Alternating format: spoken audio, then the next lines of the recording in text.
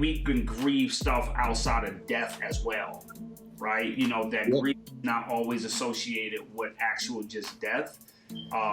Because I know people who, you know, you can have issues with, you know, a job, a career.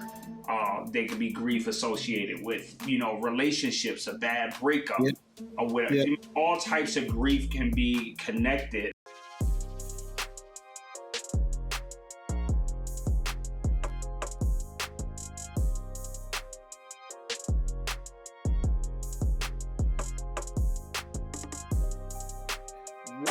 What up? We are here tonight, Thursday at 8:30.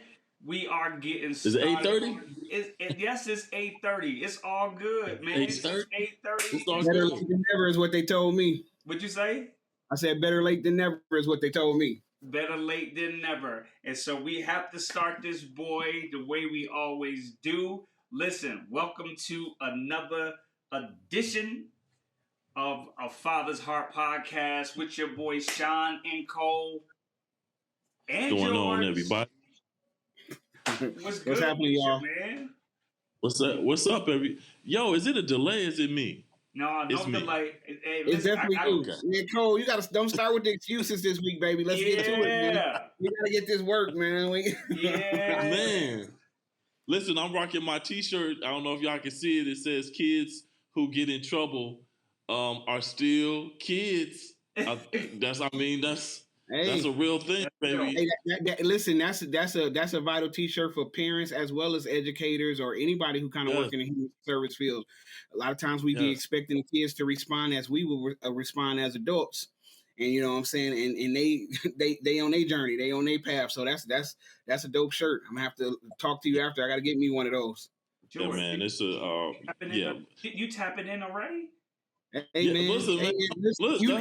You know I did that higher time in education, and many times it'll be people who are seasoned and professional. And don't get me wrong, it is very overwhelming. Like, you know what I'm saying, it's very overwhelming. But at the end of the day, you got to remember they still kids, man. And the ones that act out the most need the most love. That's my opinion. Yeah.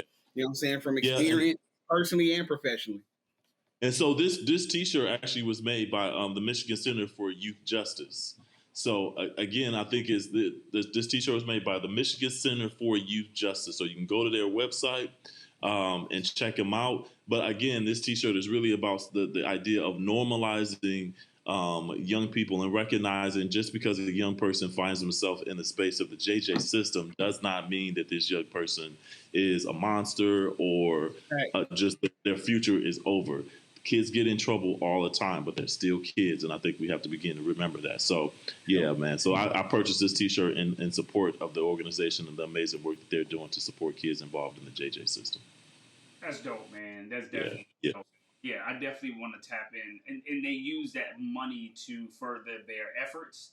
Yeah, so it's an advocacy, a nonprofit advocacy group that is really doing some great work around really looking at the juvenile justice system. And the importance of changing the JJ system so all families that are involved in it feel really supported and not just penalized and punished through the system. So, yeah, it's a great organization that's doing some great work.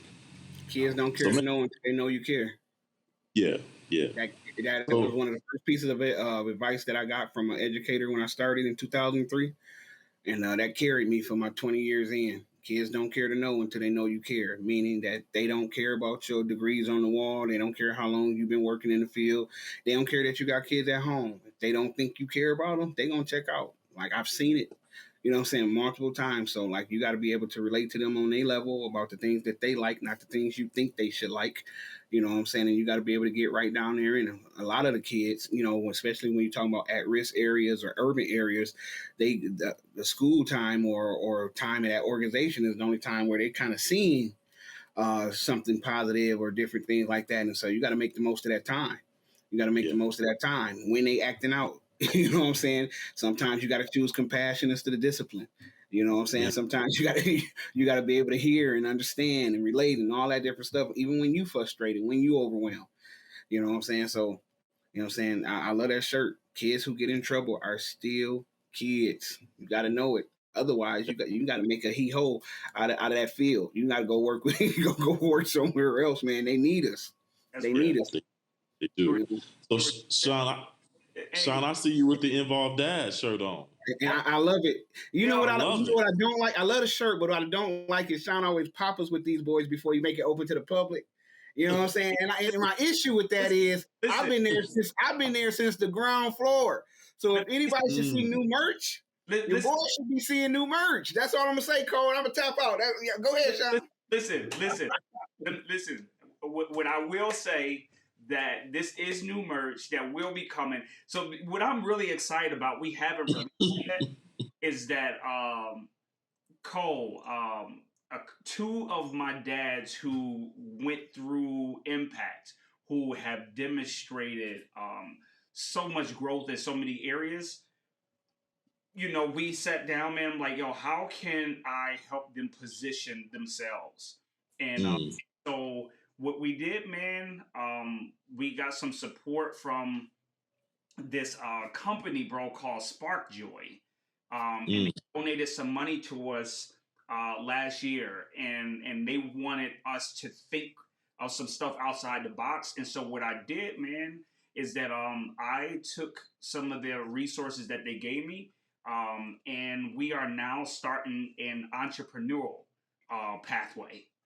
So we are going to do what I'm doing now, man, is my man Ian Agee and Mario Boom, man, they are going to run our entrepreneurial, our social enterprise. So they're going to be over making shirts and product, making product for other people. We're going to do printing and all that. And so we did that because my thing was like, what's one of the best ways to help a father or a person to get out of this current circumstance?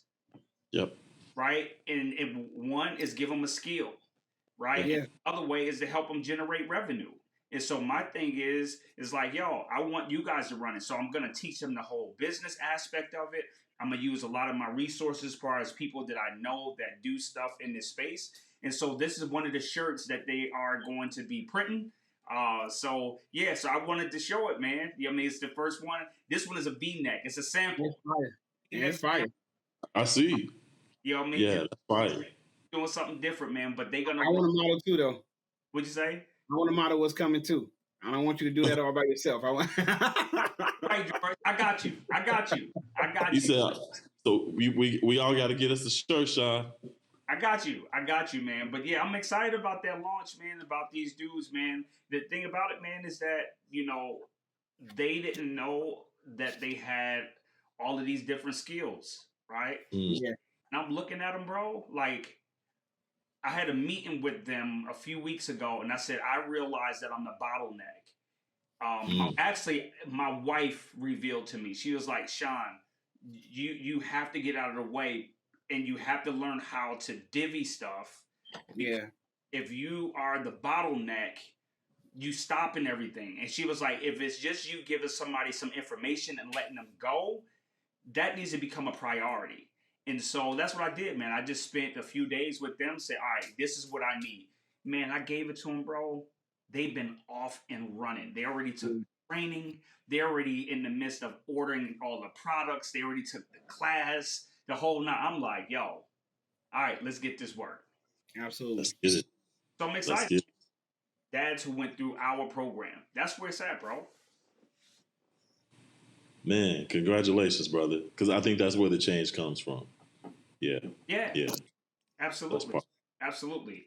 And so we talk about change, right? And so, we were talking about backstage about, what do we talk about tonight that will bring value?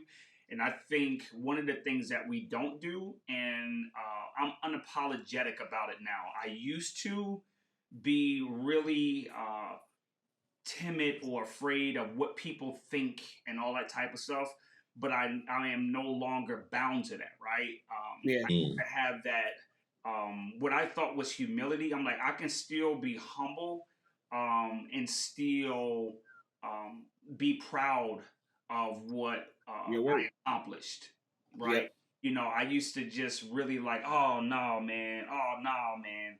Instead of Yeah. just learning how to embrace and embody an accomplishment, right? You know what I mean? Just not dismissing, you know, what God is doing and what is taking place, right?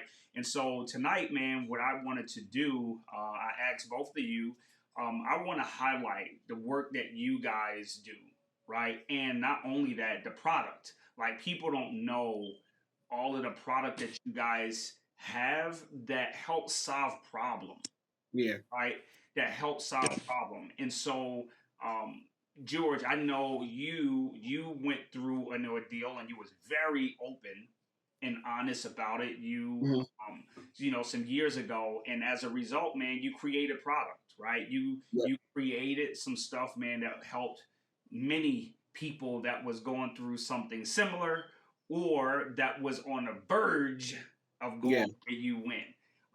And so, can you tell me like why you created what you created, and what problem does it sell? You know that it creates. You know that it solves. Gotcha. So what you talking about and what I grabbed is two different things. Hey, So I you do grabbed the just kind of due to the aftermath, I guess you could say, of the pandemic and stuff like that. I grabbed my more recent work. okay. Um and well actually Okay. it's so I grabbed a couple of books. You see that like you know he like my recent work. I love it. So anyway, I love so I the first thing I grabbed is the unresolved, right? Um it. I've went through some loss, right? More times tragic than not, you know, as far as like the death of friends and different things like that. And this was kind of like early on in my private practice career where I wrote a workbook for grief, right? And so it's some strategies and activities, as well as getting people familiar with the stages of grief. A lot of times, I noticed in my practice, more so in our community, that people not only did they grieve differently, but they didn't know anything, had never heard about, or were not aware that there's actually stages, right? There's actually stages of grief that you navigate through after you suffer a major loss. Another thing people didn't know, that grief comes not just with the death of a loved one, right? So grief can come from loss of anything significant or major in your life, loss of a career, loss of a job, divorce, you know, different things like that. A lot of times people automatically attach grief with the death of someone. And these stages that this book talks about, as well as these activities, just kind of put a name with the face of some of the things that people go through after suffering one of those major losses. And so that one I wrote in 2016, and we have quite a few available. But the one that I wrote in 2021, and this is like the books that I've written, this is my pride and joy, right? And it's entitled Good Grief. I had the opportunity to interview maybe about 20, 25 people here who lost someone to COVID, right? Mm. And, in it, we talked about, I asked them questions and different things. They were able to give their perspective and different things like that. But we talked about things that helped them, that comes externally, as far as things that people say or do during that grieving process, things that help them. But they also talked about things that do not help. You know what I'm saying? Because it's such a sensitive and complex subject and stuff like that, a lot of times people don't be meaning no harm and they be well intentioned, but sometimes they can do more harm than good with the things that they say and the things that they do. So we went Yeah. through here and we had the opportunity to go. That you can remember of like stuff that people um, don't like to hear. And I can one of the things I'm wondering if it's in there. Mhm. One of the things I know what they mean, but one of the things that bothered me, or you know, is I'm sorry for your loss. Oh Gotcha. yeah. Now that's not in there. I've never heard that. Tell me, like, explain that to me. Because you know, I just you know you when I hear people say I'm sorry for your loss, I'm just like I don't want you to be sorry for me or whatever the case. I don't know. It's just something about that. And my thing is like I understand where they're coming from, Yep. right? But it's just something that kind of triggers me. That is just like don't. I mean, and it may be something. I don't need that. You saying me personally, I don't need that. Yeah, I Well, mean, I don't prefer that. How about I don't prefer that. I prefer you say something else. Gotcha. yeah, yeah, that, and then one more, and the other one is that call me if you need anything. That one right there is Gotcha. because most likely I'm not gonna call you. Because I ain't thinking about reaching out right now.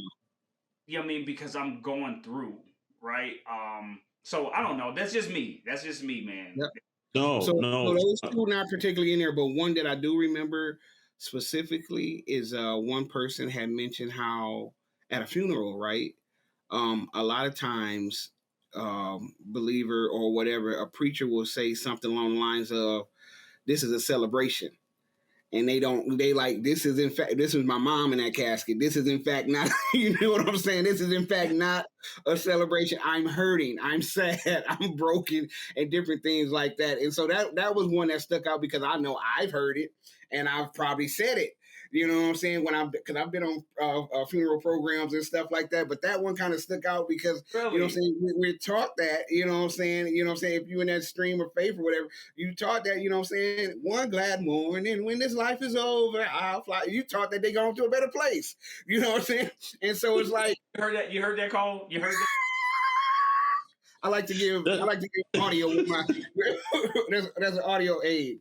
But so they was just like, you know what I'm saying? Like, I understand. It's just like what you said. I understand why it's said and how it could seem comforting, but it is in fact not comforting when I know that when that casket closed, this is in fact the last time I'm going to see this person I love on this earth. You know what I'm saying? And I mean, there's quite a few different things in there that people said. Some were shocking, some were not, as shocking and different things like that. But just hearing the perspective of people, you know what I'm saying, that you can actually touch. Because like I said, I interviewed, matter of fact, your wife, Sean, she is one of the interviews in here and gave a very, you know what I'm saying, heart-wrenching and very candid and about her loss during that time, as did all the other people in the book. And that's why I say it's because it's probably my most complete body of work, because after we did the interviews, I was able to give terminology and different things like that of the process and stuff like that. And so like, that's the one that I'm most proud of. So Unresolved, which is a 6-session workbook for those who are grieving,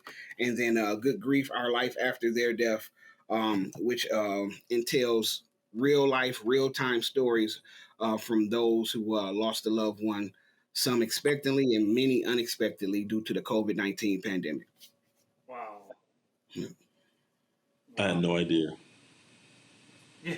Yeah. Here I am sitting next to you. We on panels.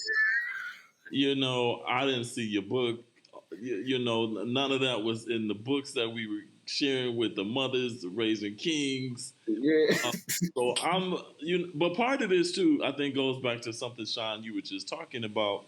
Like that, we don't want to come off as like, I'm that guy, or I wrote this book, but I think we do really have to shift in that narrative, because what you just shared is so important, especially when I think about how many times folks across the country, but in general, are experiencing loss. And one of the things I think is even for myself, is that there is no terminology like on what to say. There's no class that you take that gives you etiquette around how to talk to somebody or share that experience with them. So you fumble through it, and then you unintentionally say harmful things, not trying to, but you're not often taught how to do it. And so I think having these kinds of tools, man, is necessary, especially when we're talking about how do you support someone, but also how do you move through grief. So I love that. Can I answer that question? It's a question there, and it says, how do we get the books? Do they apply only to COVID? So the answer is reimagecollective.com. You can go to my website. They are both available there. And no, they don't only apply to COVID. I did interview about 25 people that lost one to COVID. However, I also I had a close loss of a friend who passed away young and unexpectedly, and we interviewed his entire family, his wife, his sister, his best friend, and so it applies to grief in general. COVID was just, so I wrote it in 2021. And the reason why I wrote it then, or it was placed on me, or I was led to write it then, is because at the time my business line was overwhelmed. I could not reach as many people as I wanted to. So I tried to get it in the form where I can get out the information. Everybody that's still here remember how COVID was. It was scary and it was unexpected and you didn't know what was coming next. And so I was just trying to get information out to as many people. I was trying to touch as many people as possible. And that was the reason why I put it in book form. And that was the reason why it was kind of centered a little bit around COVID, because that's what was happening at the time in 2021. But it is a book for those who are experiencing grief in general. So thank you for that question. Yeah. So I got a question for you, George, too, and I guess this is something to think about if it's not already on your plate. But how to prepare for your death? And I think a lot of people don't plan for their death in terms of creating a will, even talking to your children about a will or planning for it, and so I think that's another a really interesting subject matter that I think sometimes goes unaddressed too in talking about it, because I don't I'm not talking to my sons. Anytime I might even mention it, everybody's like, oh no, we're not there yet, but I'm like, man, part of life is death. And so how do we prepare people? So I just think that that's something, if you haven't thought about, man, to think about too. I'm glad you brought that up, and I'm going to definitely ruffle some feathers with this. What I've noticed, I'm saying, that in our culture, our community, it is super taboo to talk about reality as far as death. And so I understand fully what you're saying. I have clients now whose parents are getting older and they have tried and attempted to talk about it, or parents try to talk to them, but they don't want to hear it. You know what I'm saying? And a lot of times we find ourselves unprepared in our community. And I hope everybody just kind of understand. I remember the first Caucasian funeral that I went to was a former boss of mine, and we had grown close at work, and her father passed. And they had that man's funeral. They had a service within like 2 or 3 days. And it was so shocking to me, right? Because I'm like, you mean you ain't got to wait for family to come in? You ain't got to, raise no money and different things like that. But one thing that I noticed about that community in particular is they have those conversations fairly early on, where we kind of be thinking that our people are the Highlander or vampires, like we're not immortal, right? You gonna check up out of here. Death is just as sure as life. You know what I'm saying? Like, it's going. And so you gotta have them. They're not comfortable, right? You know what I'm saying? They're scary. You know what I'm saying? And they're super sensitive, but they are a necessity and they are necessary.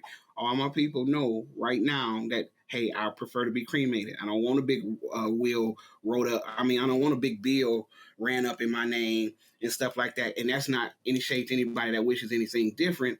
That's just my thing. My point is, we've had that conversation. It was never an easy conversation. You know what I'm saying? My oldest children know. Like, you know what I'm saying? There's not nothing that they wanted to talk about. But the fact of the matter is, one day I'm going to close these eyes for the last time and take that last breath. And so it's necessary. And I always kind of get taken aback how I'm still talking about our culture, our people respond to celebrity deaths and stuff like that. And let me tell you what I mean. Cicely Tyson was 92 years old. And the way people was acting like it was a conspiracy or anything like that, I saw people on here like, oh my God, you know what I'm saying? They took her out and stuff like that. And I'm like, natural causes most likely took that wonderful, woman out. But it's a common thing. I'll see it. Somebody, a grandparent, will be 80, 85, 90. I wasn't ready for you to go, and different things like that. And I understand the sentiment, but the reality is, at some point, you've lived more years on this life than you're going to. You know what I'm saying? And at that, you know what I'm saying, it's a necessary but uncomfortable conversation, but it has to happen, and we have to start operating in reality. And that can sound kind of harsh. Who wants to? I don't want my loved ones to go. Like, I'm gonna be tore up when anybody close to me, you know what I'm saying, leave here. But it's something you can't really brace yourself for it. But it is something that you can know that this is a part of reality. It's sure enough. It's appointed to every man to die.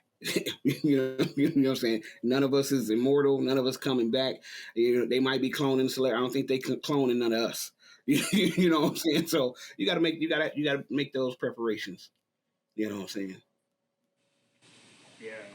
Yeah, man, that's a conversation that is extremely important, and in my family we have experienced that grief, and I just look at when my mom passed away some years ago, right? Me personally, I was going through some other stuff at the time, and Karen mentioned on here when she posted on here that grief. She said something or asked something, but it was like talk about we can grieve stuff outside of death as well, right? That Yep. grief is not always associated with actual just death. Um, because I know people who, you can have issues with, a job, a career. They could be grief associated with, relationships, a bad breakup, Yep. or whatever. Yep. All types of grief can be connected, right? And you guys know more than I do, because that's what you study, But I just think back of when my mom passed away and how I I didn't want to, but my sister called me and she was like, mom is having a very hard time, and I need you to talk to her. And so, and this was like a Friday night, and this Friday night it might have been a Saturday night, and this Saturday night, and I talked to her on the phone. And she was screaming and crying on the phone like she was in so much pain, and you could just hear the fear in it, right? And so I was, I was talking to her, I was praying with her, man, and I talked her down, right? And she became, a lot more calm. And Yeah. here I was dealing with some other stuff, Cole. Like it was some other life changing stuff that I was dealing with in my personal life, right? Through my marriage and just lost a job, just all types of stuff. There was some legal stuff, like it was just a whole bunch of stuff. And so here I am, trying to navigate this with my mom. And so the next day, bro, my sister calls me again, and my mom on the phone, doing it all over again. As soon as I got on the phone, my mom got louder, as if like I don't want to hear it, right? Don't I'm in too much pain. And this was the thing, right in the midst of this, bro. I heard Holy Spirit say she wants you to give her permission. She's holding on. And bro, that was the hardest thing. Didn't talk to my sisters, didn't talk to my brother, didn't talk to anybody. I'm laying in the bed, and clear as day, I heard him say, "You got to give her permission." And bro, I cried and I gave her permission and said, "Mom, you don't have to fight anymore." Mm. Mm. I said, Wow. "Mom, you don't have to fight anymore." Right? I'm like, yo, you tired, you can go. Mm. Bro, the hardest thing I had to do, man, and hour later, hour later, got a phone call. She passed away, right?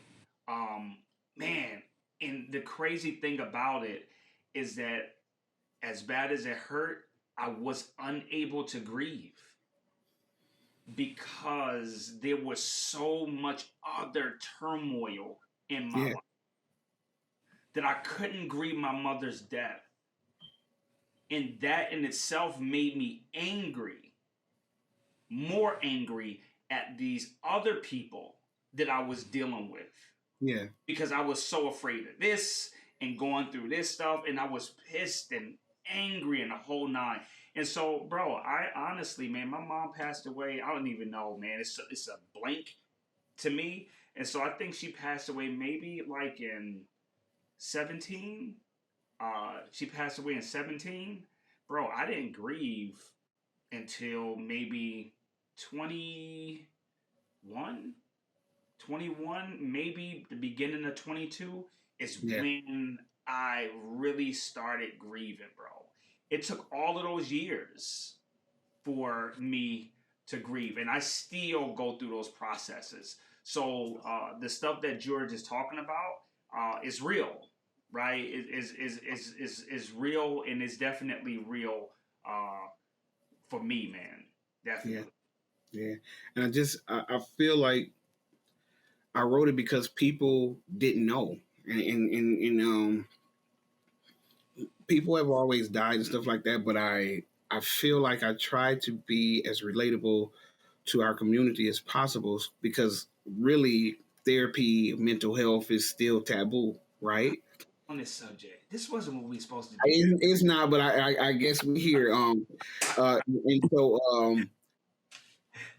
people didn't know, and I'm telling you, mom, the phones were all shiny. I was telling you, like the phones, and I couldn't service everybody, but like I didn't experience like super close, but I definitely knew quite a few people personally that were taken from us in COVID, and I was just trying to get this information out to as many people as possible because I was full for a good 2 years straight. I mean, I'm full, but I was like over capacity trying to, you know what I'm saying? And while trying to cover and be scared and protect my family and different things like that. And so it was a time like, you know what I'm saying? I don't know if or when those of us will recover from that time. It was just so much uncertainty and it was so much misinformation and it was so much fear, you know what I'm saying, and fear mongering.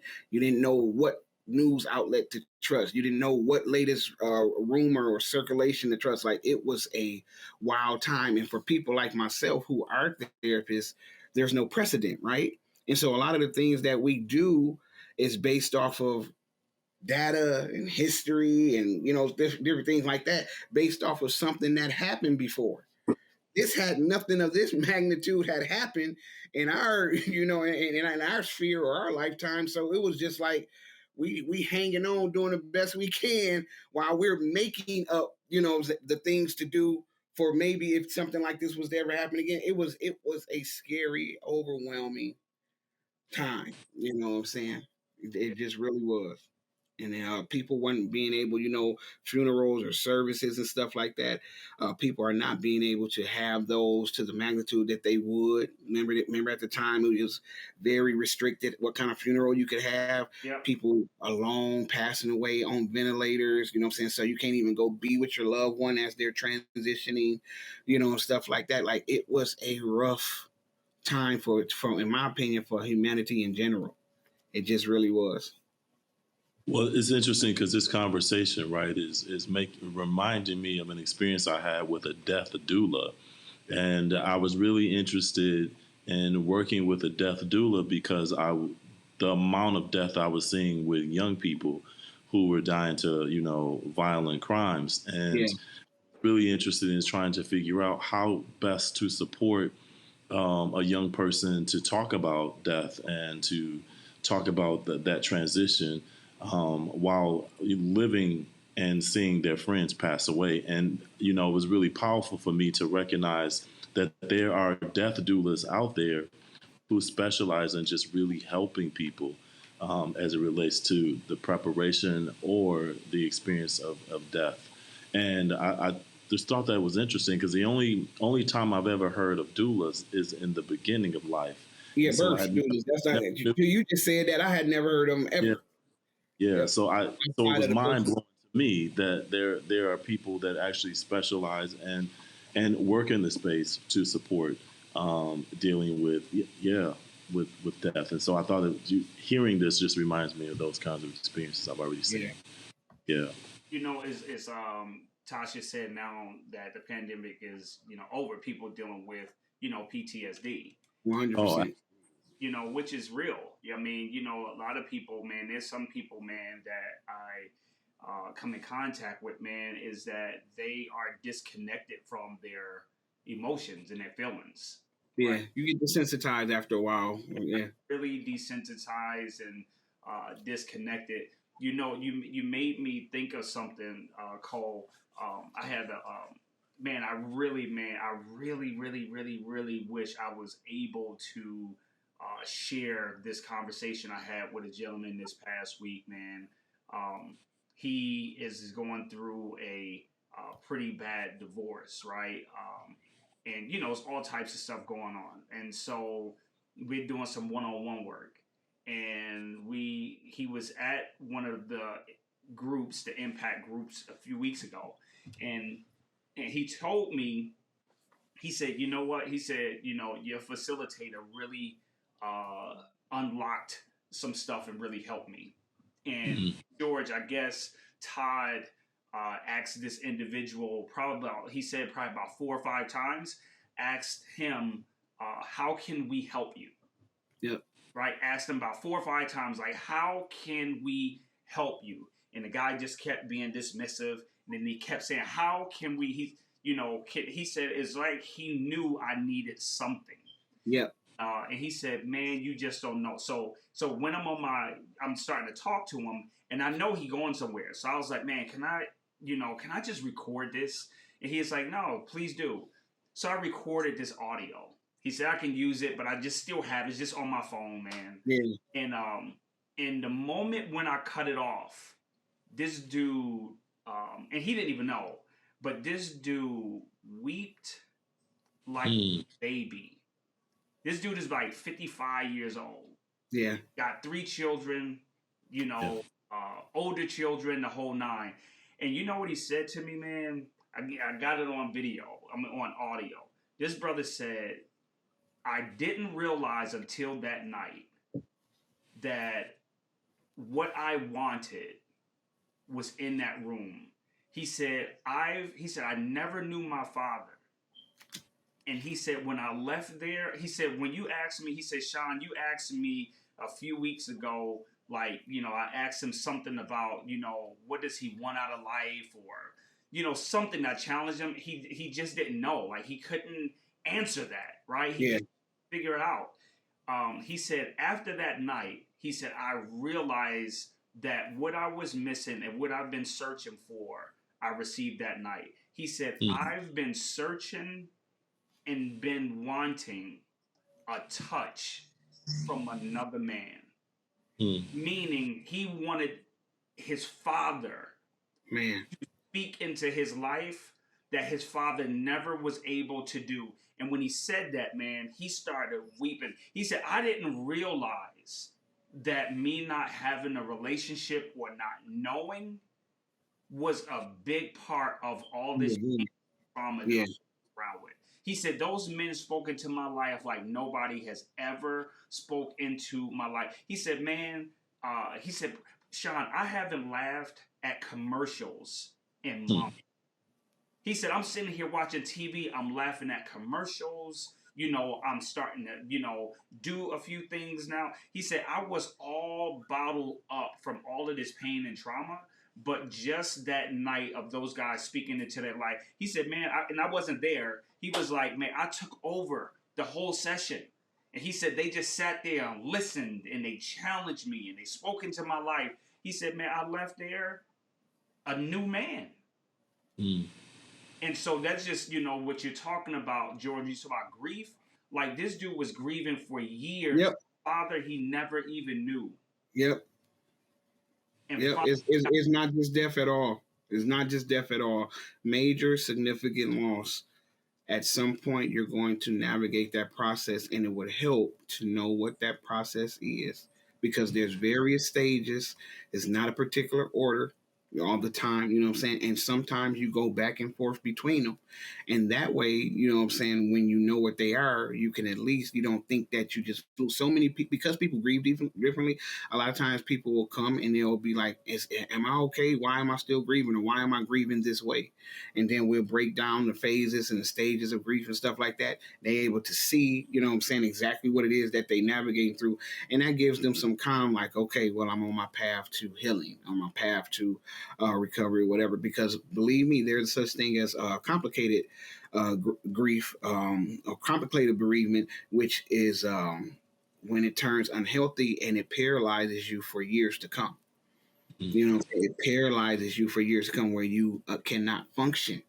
You know what I'm saying? Especially maybe during the time or the death dates of loved ones and stuff like that.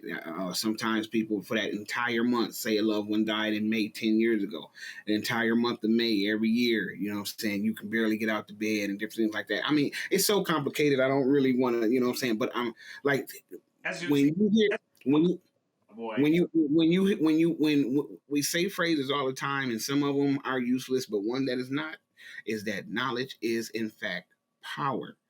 You know what I'm saying? That is not just a cliche. The more you know, especially about yourself, the better you're able to navigate the cares of this life.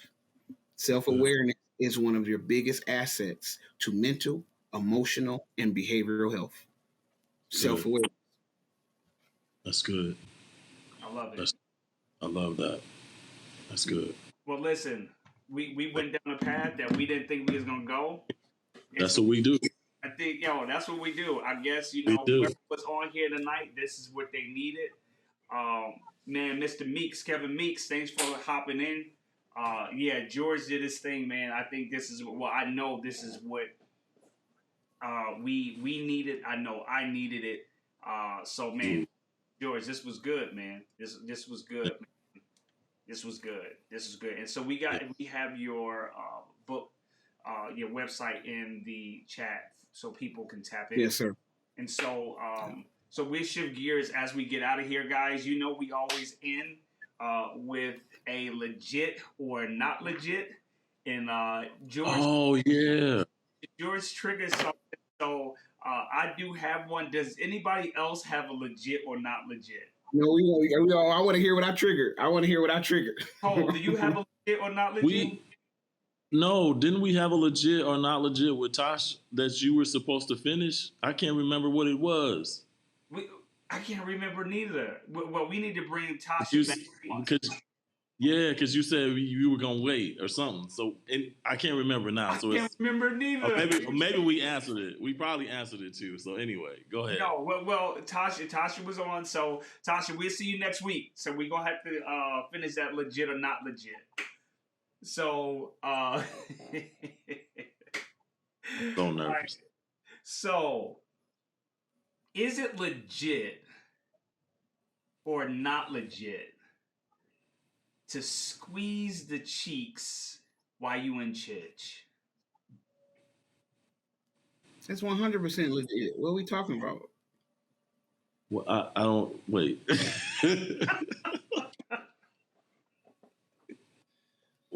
Wait. You talking about your partner, your wife, your partner, or something like that? What you talking about? Your mate? Yes. That's wait. What? That's I don't understand. What did you say? Is it legit to grab the butt of your mate while y'all in church? I'm saying it's legit. Oh, like what? You know what I thought? That's why I wasn't giving no more context. I was curious where your mind was going. I'm like, well, man, normally if you squeezing your cheeks is because you're trying to hold the gas in. So that's what I thought. That's 100. Now that's 100% legit as well. No, like, that's legit because if you let one loose in church, you know what I mean? It's close quarters. That's not legit. That's not legit. 100% legit. If you let one loose. If you let one loose in the close quarter.